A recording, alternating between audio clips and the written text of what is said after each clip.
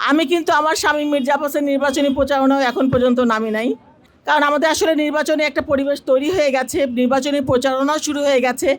আমি কিন্তু আমার স্বামী মির্জা আব্বাসের নির্বাচনী প্রচারণাও এখন পর্যন্ত নামি নাই, কিন্তু আমার দেবর এই দীপুর জন্য আমি চলে আসলাম এখানে, মির্জা আব্বাসের ছোট ভাই।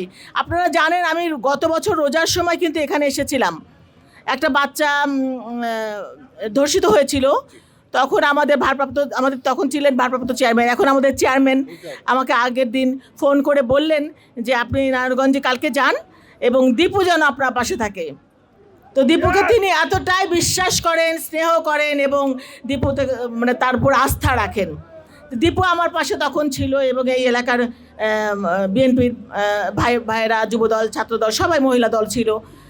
তো আমি সেই হিসাবে আমি মনে করি যে দীপু অবশ্যই, কারণ এই যে 18টা বছর আপনাদের ছেড়ে কিন্তু যায় নাই, আপনাদের পাশে ছিল না, প্রত্যেকটা মানুষের পাশে ছিল।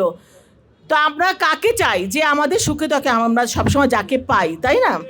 তো যাকে পাবেন তার পাশেই তো আপনারাও থাকবেন, এটুকুই তো চাওয়া দীপুর। দীপু আপনাদের কাছে টাকা পয়সাও চায় না, কোনো কিছু চায় না, শুধু চায় দীপুর ভালো মন্দ সমস্ত দেখার জন্য তার পাশে আপনারা থাকেন, কারণ আপনারাই শক্তিশালী অস্ত্র দীপুর জন্য। দীপু একা কিছু করতে পারবে না আপনারা যদি সহযোগিতা না করেন। দীপু সমস্ত কিছু করবে, কিন্তু তার পাশে আপনারা থেকেন।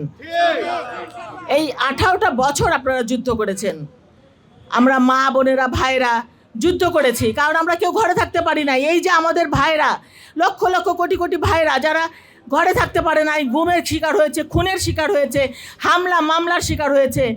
আমার স্বামী, আমার দেবররা জেলে ছিল, আমার সন্তানেরা জেলে ছিল, বাইরে থাকলে হামলার শিকার হয়েছে। এটার প্রতিবাদ করতে হবে না? এটা জবাব দিতে হবে। এই 12 তারিখে আমরা ব্যালটের মাধ্যমে জবাব দিব। 12 তারিখে আমাদের জবাব হবে আমরা কি অত্যাচার সহ্য করেছি। এই অবৈধ যে স্বৈরাচারী হাসিনা সরকার ছিল, চেয়েছিল কিন্তু অত্যাচার করতে করতে করতে আমাদেরকে বিচ্ছিন্ন করে দিতে, আমাদেরকে দলটাকে ছিন্ন ভিন্ন করে দিতে। কিন্তু জাতীয়তাবাদী দল এমন একটি সংগঠন, তারা তো জানে না যে এদেরকে কখনোই আলাদা করা যাবে না। তো আমাদেরকে কেউ আলাদা করতে পারে নাই, আমরা এক ছিলাম, এখনও এক আছি।